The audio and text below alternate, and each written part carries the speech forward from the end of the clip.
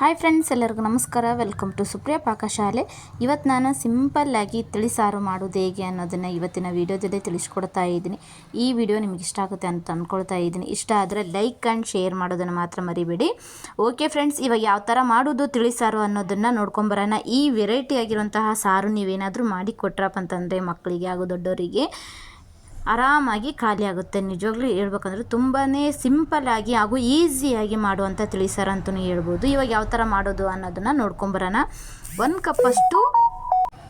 ಕಪ್ಪಷ್ಟು ಬೇಳೆ ಹಾಕ್ಕೊಂಡಿದ್ದೀನಿ. ಅದು ಬೇಳೆನೇ ಫಸ್ಟು ನೀಟಾಗಿ ತೊಳಿಬೇಕಾಗುತ್ತೆ. ನೀಟಾಗಿ ತೊಳೆದ್ರಪ್ಪ ಅಂತಂದರೆ ಅದಕ್ಕೆ ಬೇಳೆಗೆ ಒಬ್ಬೊಬ್ರು ಕಲರ್ ಹಾಕಿರ್ತಾರಲ್ವ, ಸ್ವಲ್ಪ ಕಲರ್ ಬರಲಿ ಬೇಳೆ ಅಂತಂದು ಆ ಕಲರೆಲ್ಲ ಹೊರಟೋಗುತ್ತೆ. ಬೇಳೆ ಮಾತ್ರ ನೀವು ತೊಳೆದೇ ಮಾಡಬೇಕಾಗುತ್ತೆ, ಹಾಗೆ ಮಾಡೋಂಗಿಲ್ಲ. ಓಕೆ, ಇವಾಗ ತೊಳೆದಿಟ್ಕೊಂಡಿದ್ದೀನಿ ನಾನು ಬೇಳೆನ. ಇವಾಗ ನಾನು ಇದಕ್ಕೆ ತಿಳಿ ಸಾಂಬಾರು ಮಾಡೋದಕ್ಕೆ ಸ್ವಲ್ಪ ಪಲ್ಯ ತೊಗೊಂಡಿದ್ದೀನಿ ಹಾಗೂ 2 ಟೊಮೊಟೊನ ಸಣ್ಣದಾಗಿ ಹೆಚ್ಚಿಟ್ಕೊಂಡಿದ್ದೀನಿ. ಪಾನ್ಕೂನ್ ಪಲ್ಯ ತೊಗೊಂಡಿದ್ದೀನಿ ಹಾಗೂ ಅದರಲ್ಲೇ ಕರಿಬೇವು ಸೇರಿಸಿದ್ದೀನಿ. ನಾನು 2 ಈರುಳ್ಳಿನ ಹಾಕ್ಕೊಳ್ತಾ ಇದ್ದೀನಿ. ಸಣ್ಣದಾಗಿ ಕಟ್ ಮಾಡಿಟ್ಕೊಂಡು ಈರುಳ್ಳಿ ಹಾಗೂ ಬೆಳ್ಳುಳ್ಳಿ ಹಾಗೂ 2 ಟೊಮೊಟೊನ ಹಾಕ್ಕೊಳ್ತಾ ಇದ್ದೀನಿ. ಓಕೆ, ಇವಾಗ ಸಣ್ಣದಾಗಿ ಕಟ್ ಮಾಡಿ ಇಟ್ಕೊಂಡಿರೋಂಥ ಟೊಮಟೊ ಹಾಕ್ಕೊಂಡಿದ್ದೀನಿ ಹಾಗೂ 2 ಈರುಳ್ಳಿ ಹಾಕ್ಕೊಂಡಿದ್ದೀನಿ. 2 ಪೀಸಷ್ಟು ಈರುಳ್ಳಿ ಹಾಕ್ಕೊಳ್ಬೇಕಾಗುತ್ತೆ. ಇವಾಗ ಬೆಳ್ಳುಳ್ಳಿ ಹಾಕ್ಕೊಂಡಿದ್ದೀನಿ. ಸ್ವಲ್ಪ ಕೊತ್ತಂಬರಿ ಹಾಕ್ಕೊಳ್ಬೇಕಾಗುತ್ತೆ. ಓಕೆ, ಇವಾಗ ಕೊತ್ತಂಬರಿ ಎಲ್ಲ ಹಾಕಿದ ಮೇಲೆ ಇದಕ್ಕೆ ನಾನು ಸ್ವಲ್ಪ ಅರಿಶಿನ ಪುಡಿ ಹಾಕ್ಕೊಳ್ತಾ ಇದ್ದೀನಿ. 1/4 ಟೇಬಲ್ ಸ್ಪೂನ್ ಅಷ್ಟು ಜೀರಿಗೆ ಹಾಕ್ಕೊಳ್ಬೇಕಾಗುತ್ತೆ. ಜೀರಿಗೆ ನೀವು ಜಾಸ್ತಿ ಹಾಕಿದ್ರಪ್ಪ ಅಂತಂದರೆ ಅದು ಜೀರಿಗೆ ವಾಸನೆ ಜಾಸ್ತಿ ಆಗುತ್ತೆ. ಒಬ್ಬೊಬ್ಬರು ತಿಂತಾರೆ, ಒಬ್ಬೊಬ್ಬರು ತಿನ್ನೋದಿಲ್ಲ, ನೋಡಿ ಹಾಕ್ಕೊಳ್ಬೇಕಾಗುತ್ತೆ. ಓಕೆ, ಇವಾಗ ಜೀರಿಗೆ ಹಾಕ್ಕೊಂಡ್ಮೇಲೆ ನಾನು ಅರ್ಧ ಚರಿಗೆಯಷ್ಟು ನೀರು ಹಾಕ್ಕೊಳ್ತಾ ಇದ್ದೀನಿ. ಸ್ವಲ್ಪನೇ ನಿಮಗೆ ತಿಳಿಸ್ಬೇಕಂತಂದರೆ ನೀವು ಪಲ್ಯ ಹಾಗೂ ಟೊಮೊಟೊ ಬೇಳೆ ಎಲ್ಲ ತೊಗೊಂಡಿರ್ತೀರಲ್ಲ, ಅವು ಹಾಕಿದ ಮೇಲೆ ಅವು ಮುಳುಗೋಷ್ಟು ನೀರು ಹಾಕಿದರೆ ಸಾಕಾಗುತ್ತೆ. ಜಾಸ್ತಿ ನೀರೇನು ಹಾಕೋದು ಬೇಕಾಗಿಲ್ಲ. ಓಕೆ, ನಾನಿವಾಗ 1 ಟೇಬಲ್ ಸ್ಪೂನ್ ಅಷ್ಟು ಆಯಿಲ್ ಹಾಕ್ಕೊಂಡಿದ್ದೀನಿ, ಎಣ್ಣೆ ಹಾಕ್ಕೊಂಡಿದ್ದೀನಿ. ಎಣ್ಣೆ ಹಾಕ್ಕೊಂಡ್ಮೇಲೆ 1/4 ಟೇಬಲ್ ಸ್ಪೂನ್ ಅಷ್ಟು ಅರಿಶಿನ ಪುಡಿ ಹಾಕ್ಕೊಳ್ಬೇಕಾಗುತ್ತೆ. ಅರಿಶಿನ ಪುಡಿನ ನೀವು ಹಾಕೋಂಗಿದ್ರೆ ಇವಾಗಲೇ ಹಾಕ್ಕೊಳ್ಬೋದು. ಇಲ್ಲಪ್ಪ ಅಂತಂದರೆ ನೀವು ಒಗ್ಗರಣೆಗೆ ಹಾಕ್ತಾ ಇರ್ತೀರಲ್ವ ಅರಿಶಿನ ಪುಡಿ, ಅವಾಗಾದರೂ ಹಾಕ್ಕೊಳ್ಬೋದು. ಓಕೆ, ಇವಾಗ ನಾನು ಮುಚ್ಚಳ ಮುಚ್ಚಿ 3 ವಿಸಿಲ್ ಆಗಬೇಕು. ಹಂಗಾದರೆ ಸ್ಮೂತಾಗಿ ಮೆತ್ತಗಾಗಿ ಕುದೀತವೆ. ಓಕೆ, ಇವಾಗ ವಿಸಿಲ್ ಆಗಿದೆ, 3 ವಿಸಿಲ್ ಆಗಿದೆ ಇದು. ಇವಾಗ ನೋಡ್ತಾ ಇದ್ರಲ್ಲ, ನಾನು ವಿಸಿಲ್ ಬಿಟ್ಟಿದ್ದೀನಿ. ಬಿಟ್ಟು ಇವಾಗ ಮುಚ್ಚಳ ತೆಗಿತಾ ಇದ್ದೀನಿ. ನೋಡಿ ಫ್ರೆಂಡ್ಸ್, ಇವಾಗ ಎಷ್ಟು ಚೆನ್ನಾಗಿ ಕುದ್ದಿದ್ದಾವೆ. ಮೆತ್ತಗಂದರೆ ಅಷ್ಟು ಚೆನ್ನಾಗಿ ಮೆತ್ತಗಾಗಿ ಆಗಿದೆ. ನೋಡ್ತಾ ಇದ್ರಲ್ವ, ಈ ಥರ ಮೆತ್ತಗಾಗಿ ಆಗಬೇಕು. ಬೇಳೆ ಎಲ್ಲ ಮೆತ್ತಗಾದ್ರಪ್ಪ ಅಂತಂದರೆ ಬೇಳೆ ಕಾಣಿಸೋದೇ ಇಲ್ಲ, ತಿಳಿ ರಸಮ್ ಥರ ಆಗುತ್ತೆ. ನಿಜವಾಗ್ಲೂ ಅಷ್ಟು ಚೆನ್ನಾಗಂದರೆ ಅಷ್ಟು ಟೇಸ್ಟಿ ಆಗುತ್ತೆ ಅಂತಲೇ ಹೇಳ್ಬೋದು. ಓಕೆ, ಇವಾಗ ಬೇಳೆ ಎಲ್ಲ ಕುದ್ದಿದ್ದಾವೆ. ನಾನು ನಿಮಗೆ ತೋರಿಸ್ತಾ ಇದ್ದೀನಿ ಒಂದು ಬೇಳೆ ಕುದ್ದಿದ್ದು ಅಂತಂದು. ನೋಡ್ತಾ ಇದ್ರಲ್ಲ, ಈ ಥರ ಕುದಿಬೇಕು. ಬೇಳೆ ಮೆತ್ತಗೆ ಕುದಿಬೇಕು. ಮೆತ್ತಗೆ ಕುದ್ರಪ್ಪ ಅಂತಂದರೆ ತಿಳಿ ಸಾರು ತುಂಬ ಟೇಸ್ಟ್ ಆಗುತ್ತೆ. ಓಕೆ, ಇವಾಗ ಮೇಲ್ಗಡೆ ನೀರು ನಿಂತಿದ್ದಾವಲ್ವ, ಈ ನೀರನ್ನ ಒಂದು ಬಟ್ಲಕ್ಕೆ ತಗೊಳ್ತಾ ಇದ್ದೀನಿ. ಒಂದು ಬಟ್ಲಕ್ಕೆ ತಗೊಂಡ್ಮೇಲೆ ಒಂದು ಏನಾದರೂ ಮ್ಯಾಶ್ ಮಾಡೋದಿತ್ತಂದರೆ ತೊಗೊಂಡು ಮ್ಯಾಶ್ ಮಾಡ್ಕೊಳ್ಬೋದು. ಸ್ವಲ್ಪ ಬೇಳೆ ಟೊಮೊಟೊ ಇರ್ತಾವಲ್ವ, ಅವು ಎಲ್ಲದನ್ನು ಸಹ ಮ್ಯಾಶ್ ಮಾಡ್ಕೊಳ್ಬೇಕು. ಇವಾಗ ನಾನು ಸ್ವಲ್ಪ ಬೇಳೆ ಮೇಲ್ಗಡೆ ನಿಂತ್ಕೊಂಡಿರುವಂಥ ಬೇಳೆ ಕಟ್ಟನ್ನ ತಗೊಳ್ತಾ ಇದ್ದೀನಿ. ನೋಡ್ತಾ ಇದ್ರಲ್ಲ, ಈ ಕಟ್ಟನ್ನ ಒಂದು ಸೈಡಲ್ಲಿ ಇಟ್ಕೊಳ್ಬೇಕಾಗುತ್ತೆ. ನಾವು ಈ ಕಟ್ಟನ್ನ ಒಂದು ಸೈಡಲ್ಲಿ ಇಟ್ಕೊಂಡಿದ್ದೀನಿ ನಾನು. ಇವಾಗ ಮೇಲ್ಗಡೆ ಬೇಳೆ ಇರ್ತಾವಲ್ವ, ಅವನ್ನ ಸ್ವಲ್ಪ ಮುಗಿಸ್ಕೊಳ್ಬೇಕಾಗುತ್ತೆ. ಇವಾಗ ನಾನು ಒಂದು ಬೇಳೆ ಮುಗಿಸೋ ಉಟ್ಟು ತೊಗೊಂಡು ಬೇಳೆ ಮುಗಿಸ್ತಾ ಇದ್ದೀನಿ. ನಿಮ್ಮ ಮನೆಯಲ್ಲಿ ಮ್ಯಾಶ್ ಮಾಡೋದಿತ್ತಂದ್ರೆ ಮ್ಯಾಶ್ ಮಾಡೋದಾದರೂ ಮುಗಿಸ್ಬೋದು, ಇಲ್ಲಾಂದರೆ ಈ ಥರ ಉಟ್ಟಿತ್ತಂದರೆ ಉಟ್ಟಿಲಾದರೂ ಸಣ್ಣಾಗಿ ಮುಗಿಸ್ಕೊಳ್ಬೋದು. ಇವಾಗ ಓಕೆ, ನಾನು ಈ ಬೇಳೆ ಎಲ್ಲ ಮ್ಯಾಶ್ ಮಾಡಿಕೊಂಡಿದ್ದಾಯ್ತು. ನಾವು ಕಟ್ಟನ್ನ ತೆಗೆದಿಟ್ಕೊಂಡಿರ್ತೀವಲ್ವ, ಇವಾಗ ಕಟ್ಟು ಹಾಕ್ಕೊಳ್ತಾ ಇದ್ದೀನಿ ನಾನು. ಕಟ್ಟು ಹಾಕ್ಕೊಳ್ಬೇಕು. ಕಟ್ಟು ಹಾಕ್ಕೊಂಡ್ಮೇಲೆ ಸೈಡಲ್ಲೆಲ್ಲ ಹತ್ತಿರುತ್ತಲ್ವ, ಅದು ಕೈಲೇ ನೀಟಾಗಿ ಅಂದ್ಕೊಳ್ಬೇಕು. ಇವಾಗ ನಾನು ಒಂದು ಬಾಂಡಲೆಗೆ 2 ಟೇಬಲ್ ಸ್ಪೂನ್ ಅಷ್ಟು, ಅಥವಾ ಇಲ್ಲ ನಿಮಗೆ ಆಯಿಲ್ ಸ್ವಲ್ಪ ಜಾಸ್ತಿ ಬೇಕಂದರೆ 3 ಟೇಬಲ್ ಸ್ಪೂನ್ ಅಷ್ಟು ಎಣ್ಣೆ ಹಾಕ್ಕೊಳ್ಬೇಕಾಗುತ್ತೆ. ನಾನು ಸ್ವಲ್ಪ ಎಣ್ಣೆ ಕಡಿಮೆನೇ ಹಾಕ್ಕೊಳ್ತಾ ಇದ್ದೀನಿ. ಮೇಲ್ಗಡೆ ಎಣ್ಣೆ ಇತ್ತಪ್ಪ ಅಂತಂದರೆ ಮಕ್ಕಳಿಗೆ ಕೆಮ್ಮಾಗಿಬಿಡುತ್ತೆ ಅಲ್ವಾ, ಅದಕ್ಕೆ ನಾನು ಎಣ್ಣೆನ ಸ್ವಲ್ಪ ಕಡಿಮೆ ಹಾಕ್ಕೊಳ್ತಾ ಇದ್ದೀನಿ. 2 ಟೇಬಲ್ ಸ್ಪೂನ್ ಅಷ್ಟು ಎಣ್ಣೆ ಹಾಕ್ಕೊಳ್ತಾ ಇದ್ದೀನಿ. ಹಾಗೂ 4 ಬೆಳ್ಳುಳ್ಳಿ ಹೆಸಳನ್ನ ಹಾಕ್ಕೊಳ್ಬೇಕಾಗುತ್ತೆ. ಮೇಯ್ನಾಗಿ ಬೆಳ್ಳುಳ್ಳಿ ಹೆಸಳು ಹಾಕ್ಕೊಳ್ಬೇಕಾಗುತ್ತೆ. ಹಾಗೂ ಕರಿಬೇವು ಹಾಕ್ಕೊಳ್ತಾ ಇದ್ದೀನಿ ನಾನು. ಕರಿಬೇವೆಲ್ಲ ಹಾಕ್ಕೊಂಡ್ಮೇಲೆ ಇದಕ್ಕೆ ಒಣಮೆಣ್ಸಿನ್ಕಾಯಿನ 3-4 ಒಣಮೆಣ್ಸಿನ್ಕಾಯಿ ಹಾಕ್ಕೊಳ್ತಾ ಇದ್ದೀನಿ. ಒಣಮೆಣ್ಸಿನ್ಕಾಯಿ ಎಲ್ಲ ಕೆಂಪಗಾಗಬೇಕು. ಸ್ವಲ್ಪ ಕೆಂಪಗಾದ್ಮೇಲೆ ನೀವು ಜೀರಿಗೆ ಸಾಸಿವೆ ಹಾಕ್ಕೊಳ್ಬೇಕಾಗುತ್ತೆ. ಇಲ್ಲಾಂದರೆ ಅವಾಗಿನೂ ಸಹ ಹಾಕ್ಕೊಳ್ಬೋದು. ಇವಾಗ ನಾನು ಜೀರಿಗೆ ಸಾಸಿವೆ ಹಾಕ್ಕೊಳ್ತಾ ಇದ್ದೀನಿ. ಓಕೆ, ಜೀರಿಗೆ ಸಾಸಿವೆ ಹಾಕ್ಕೊಂಡ್ಮೇಲೆ ಸ್ವಲ್ಪ ಈ ಥರ ಕೆಂಪಗಾಗಬೇಕು. ನೋಡ್ತಾ ಇದ್ರಲ್ವ, ಈ ಥರ ಕೆಂಪಗಾದ್ಮೇಲೆ ನಾವು ಬೇಳೆ ಮುಗಿಸಿಟ್ಕೊಂಡಿರುವಂತಹ ಬೇಳೆನ ಹಾಕ್ಕೊಳ್ಬೇಕಾಗುತ್ತೆ. ನೋಡ್ತಾ ಇದ್ರಲ್ಲ, ಇವಾಗ ಬೇಳೆ ಹಾಕ್ಕೊಂಡಿದ್ದೀನಿ ನಾನು.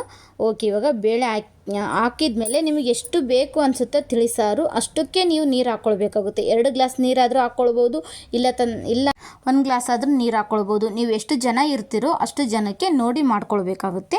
ಓಕೆ, ಇವಾಗ ನಾವು 4 ಗ್ಲಾಸಷ್ಟು 2 ಗ್ಲಾಸಷ್ಟು ನೀರು ಹಾಕ್ಕೊಂಡಿದ್ದೀನಿ. ಆವಾಗಲೇ ನಾವು 1 ಗ್ಲಾಸಷ್ಟು ನೀರು ಹಾಕ್ಕೊಂಡಿರ್ತೀವಲ್ವ, ಬೇಳೆ ಕಟ್ಟು ನಾವು ಹಾಕ್ಕೊಂಡಿರ್ತೀವಲ್ವ, ಅದಕ್ಕೆ ಇವಾಗ 2 ಗ್ಲಾಸಷ್ಟು ನೀರು ಹಾಕಿದರೆ ಸರಿ ಹೋಗುತ್ತೆ. ಓಕೆ, ಇವಾಗ 2 ಗ್ಲಾಸಷ್ಟು ನೀರು ಹಾಕ್ಕೊಂಡಿದ್ದೀನಿ.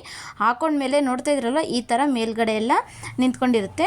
ಓಕೆ, ಇವಾಗ ತಿಳಿ ಸಾರು ಥರ ಆಗುತ್ತೆ. ಇವಾಗ ನಾನು 3-4 ಟೇಬಲ್ ಸ್ಪೂನಷ್ಟು ಅಚ್ಚ ಖಾರದ ಪುಡಿ ಹಾಕ್ಕೊಳ್ತಾ ಇದ್ದೀನಿ. ನಿಮ್ಮದು ಖಾರ ಪುಡಿ ಜಾಸ್ತಿ ಇತ್ತು ಅಂತಂದರೆ, ಖಾರ ಜಾಸ್ತಿ ಇತ್ತು ಅಂತಂದರೆ ಸ್ವಲ್ಪ ನೋಡಿ ಹಾಕ್ಕೊಳ್ಬೇಕಾಗುತ್ತೆ. 2 ಟೇಬಲ್ ಸ್ಪೂನು ಅಥವಾ 3 ಟೇಬಲ್ ಸ್ಪೂನ್ ಅಷ್ಟು ಹಾಕ್ಕೊಳ್ಬೇಕಾಗುತ್ತೆ. ನಾನು ಇವಾಗ 3 ಟೇಬಲ್ ಸ್ಪೂನ್ ಅಷ್ಟು ಅಚ್ಚ ಖಾರದ ಪುಡಿ ಹಾಕ್ಕೊಳ್ತಾ ಇದ್ದೀನಿ. ಹಾಗೂ ಸ್ವಲ್ಪ ಅರಿಶಿನ ಪುಡಿ ಹಾಕ್ಕೊಳ್ತಾ ಇದ್ದೀನಿ. ಆವಾಗಲೇ ಹಾಕಿರೋದ್ರಿಂದ ಇನ್ನೊಂದು ಸ್ವಲ್ಪ ಕಲರ್ ಬರಲಿ ಅನ್ನೋಗೋಸ್ಕರ ಸ್ವಲ್ಪ ಅರಿಶಿನ ಪುಡಿ ಹಾಕ್ಕೊಳ್ತಾ ಇದ್ದೀನಿ. ಅರಿಶಿನ ಪುಡಿ ಹಾಕ್ಕೊಂಡ್ಮೇಲೆ ರುಚಿಗೆ ತಕ್ಕಷ್ಟು ಉಪ್ಪು ಹಾಕ್ಕೊಳ್ತಾ ಇದ್ದೀನಿ. ಉಪ್ಪನ್ನ ನೋಡಿ ಹಾಕ್ಕೊಳ್ಬೇಕು ಫ್ರೆಂಡ್ಸ್. ಒಮ್ಮೆದೆ ಜಾಸ್ತಿನೇ ಹಾಕಿದ್ರಪ್ಪ ಅಂತಂದರೆ ಸಾರು ಉಣ್ಣೋಕ್ಕೆ ಆಗೋದಿಲ್ಲ, ಅಷ್ಟು ಉಪ್ಪು ಆಗಿಬಿಡುತ್ತೆ. ಅದಕ್ಕೆ ಉಪ್ಪನ್ನೇ ಸ್ವಲ್ಪ ನೀವು ಕಡಿಮೆನೇ ಹಾಕುವಾಗ ಕಡಿಮೆನೇ ಹಾಕ್ಕೊಳ್ಳಿ. ಆಮೇಲೆ ನೀವು ನೋಡಿ ಹಾಕ್ಕೊಳ್ಳೋಕೆ ಬರುತ್ತೆ. ಸ್ವಲ್ಪ ಕಮ್ಮಿ ಆಯಿತು ಅಂದರೆ ಇನ್ನೊಂದು ಸ್ವಲ್ಪ ಹಾಕಿ ಕುದಿಸ್ಬೋದು. ಓಕೆ, ಇವಾಗ ತಿಳಿಸಾರು ಆಯಿತು. ಸ್ವಲ್ಪ ಗ್ಯಾಸ್ನ ಹೈ ಫ್ಲೇಮಲ್ಲಿ ಇಟ್ಕೊಂಡು ಸಾರನ್ನ ಪಳ ಅಂತ ಒಂದು 10 ನಿಮಿಷ ಕುದಿಸ್ಕೊಳ್ಬೇಕಾಗುತ್ತೆ. ನಿಮಗೆ ತಿಳಿಸಾರು ಟೇಸ್ಟ್ ಬರಬೇಕು ಅಂತಂದರೆ ಟಿಪ್ಸ್ ಹೇಳ್ತಾ ಇದ್ದೀನಿ. ಟೇಸ್ಟ್ ಬರಬೇಕು ಅಂದರೆ ಪಳ ಅಂತ ಕುದಿಸ್ತಾನೆ ಇರಬೇಕು. ಆ ಥರ ಕುದಿಸಿದ್ರೆ ಸ್ವಲ್ಪ ಟೇಸ್ಟ್ ಬರುತ್ತೆ. ಇವಾಗ ಸ್ವಲ್ಪ ಬೆಲ್ಲ ಹಾಕ್ಕೊಂಡಿದ್ದೀನಿ ಮೇಲ್ಗಡೆ. ನೀವು ಪ್ರತಿಯೊಂದು ಅಡುಗೆ ಮಾಡಲಿ ಮೇಲ್ಗಡೆ ಸ್ವಲ್ಪ ಬೆಲ್ಲ ಹಾಕ್ಕೊಳ್ಬೇಕಾಗುತ್ತೆ. ಹಂಗಾದರೆ ಅಡುಗೆಗೆ ಟೇಸ್ಟ್ ಬರುತ್ತೆ, ಇಲ್ಲಾಂದರೆ ಟೇಸ್ಟ್ ಬರೋದೇ ಇಲ್ಲ. ಓಕೆ, ಇವಾಗ ನಾನು ಸ್ವಲ್ಪ ಬೆಲ್ಲ ಹಾಕಿ ಸ್ವಲ್ಪ ಪಳ ಅಂತ ಕುದಿಸ್ತಾ ಇದ್ದೀನಿ. ನೀವು ನೋಡ್ತಾ ಇದ್ರಲ್ವ, ಈ ಥರ ಪಳ ಅಂತ ಕುದಿಸ್ಕೊಳ್ಬೇಕಾಗುತ್ತೆ. ಓಕೆ, ಇವಾಗ ತಿಳಿಸಾರು ರೆಡಿ ಆಗ್ತಾಯಿದೆ. ಇವತ್ತಿನ ವೆರೈಟಿ ಆಗಿರುವಂಥ ರೆಸಿಪಿ ನಿಮ್ಗೆ ಇಷ್ಟ ಆಗುತ್ತೆ ಅಂತ ಅಂದ್ಕೊಳ್ತಾ ಇದ್ದೀನಿ.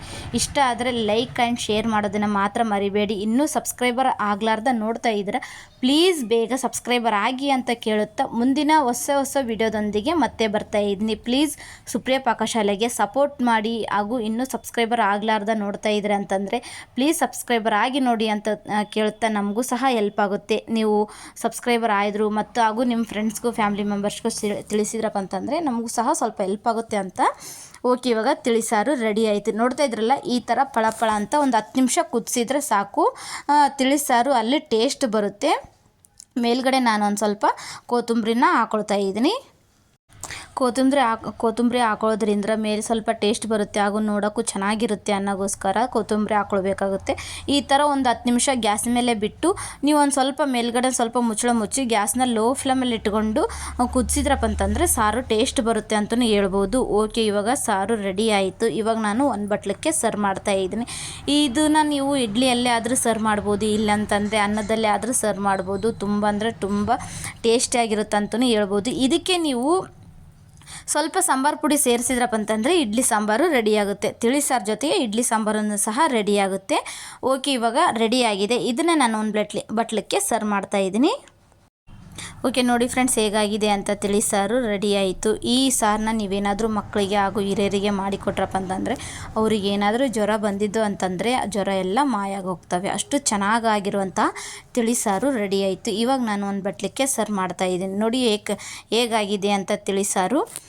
ಓಕೆ, ರೆಡಿ ಆಯಿತು. ಇವತ್ತಿನ ವೆರೈಟಿ ಆಗಿರುವಂತಹ ರೆಸಿಪಿ ನಿಮಗೆ ಇಷ್ಟ ಆಗುತ್ತೆ ಅಂತ ಅಂದ್ಕೊಳ್ತಾ ಇದ್ದೀನಿ. ಇಷ್ಟ ಆದರೆ ಲೈಕ್ ಮಾಡಿ, ಶೇರ್ ಮಾಡಿ, ಹಾಗೂ ಫ್ರೆಂಡ್ಸ್ಗೂ ಫ್ಯಾಮಿಲಿ ಮೆಂಬರ್ಸ್ಗೆ ಶೇರ್ ಮಾಡಿ ಅಂತ ಕೇಳುತ್ತಾ ಮುಂದಿನ ಹೊಸ ವಿಡಿಯೋದೊಂದಿಗೆ ಮತ್ತೆ ಬರ್ತೀನಿ. ಓಕೆ, ಇವತ್ತಿನ ರೆಸಿಪಿ ತಿಳಿಸಾರು ನಿಮಗೆ ಇಷ್ಟ ಆದರೆ like and share and comment ಮಾಡೋದನ್ನು ಮಾತ್ರ ಮರಿಬೇಡಿ. ಓಕೆ ಫ್ರೆಂಡ್ಸ್, ನೋಡಿ ಎಷ್ಟು ಚೆನ್ನಾಗಾಗಿದೆ ಅಂತಂದರೆ ತಿಳಿಸಾರು ರೆಡಿ ಆಯಿತು. ಇದನ್ನು ನಾನು ಒಂದು ಅನ್ನದ ಜೊತೆಗೆ ಸರ್ವ್ ಮಾಡ್ತಾ ಇದ್ದೀನಿ. ತಿಳಿಸಾರನ್ನ ಒಂದು ಸೈಡಲ್ಲಿ ಇಟ್ಕೊಂಡೆ. ಇವಾಗ ನಾನು ಅನ್ನನ ಒಂದು ಪಕ್ಕದಲ್ಲಿ ಹಾಕ್ಕೊಳ್ತಾ ಇದ್ದೀನಿ. ಅನ್ನದ ಜೊತೆಗೆ ಸರ್ವ್ ಮಾಡಿದರೆ ತುಂಬ ಟೇಸ್ಟಿಯಾಗಿರುತ್ತೆ ಅನ್ನೋಗೋಸ್ಕರ ಅನ್ನನ ರೆಡಿ ಮಾಡಿ ಇಟ್ಕೊಂಡಿದ್ದೆ ನಾನು ಮೊದಲಿಗೆ. ಓಕೆ, ಇವಾಗ ಅನ್ನದ ಮೇಲೆ ನಾನಿವಾಗ ತಿಳಿಸಾರು ಹಾಕ್ಕೊಳ್ತಾ ಇದ್ದೀನಿ. ನೋಡ್ತಾ ಇದ್ರಲ್ಲ, ಅನ್ನದ ಮೇಲೆ ನಾನು ತಿಳಿಸಾರು ಹಾಕ್ಕೊಂಡು ಅನ್ನನ ಸರ್ವ್ ಮಾಡ್ತಾಯಿದ್ದೀನಿ. ಆ ಸಾರು ತಿಳಿಸಾರು ಹಾಗೂ ಅನ್ನನ ಸರ್ವ್ ಮಾಡಿದ್ರಪ್ಪ ಅಂತಂದರೆ ತುಂಬ ಟೇಸ್ಟಿಯಾಗಿರುವಂತಹ ತಿಳಿಸಾರು ರೆಡಿ ಆಯಿತು. ನೋಡಿ ಎಷ್ಟು ಚೆನ್ನಾಗಾಗಿದೆ ಅಂತಂದರೆ ಸಾರು. ಇದಕ್ಕೆ ನೀವು ಏನಾದರೂ ಕ್ಯಾರೆಟು, ಬೀನ್ಸು, ಇನ್ನು ಬೀಟ್ರೋಟು ಏನಾದರೂ ಬೇಕಾದರೆ ವೆಜಿಟೇಬಲ್ಸ್ನ ಆ್ಯಡ್ ಮಾಡ್ಕೊಳ್ಬೋದು ತಿಳಿಸಾರು ಜೊತೆಗೆ. ಓಕೆ, ಇವಾಗ ತಿಳಿಸಾರು ಹಾಗೂ ಅನ್ನ ರೆಡಿ ಆಯಿತು. ಇವತ್ತಿನ ವೆರೈಟಿ ಆಗಿರುವಂಥ ರೆಸಿಪಿ ನಿಮ್ಗೆ ಇಷ್ಟ ಆಯ್ತು ಅಂದರೆ like and share and comment ಮಾಡೋದನ್ನು ಮಾತ್ರ ಮರಿಬೇಡಿ. ಓಕೆ ಫ್ರೆಂಡ್ಸ್, ಬಾಯ್ ಬಾಯ್.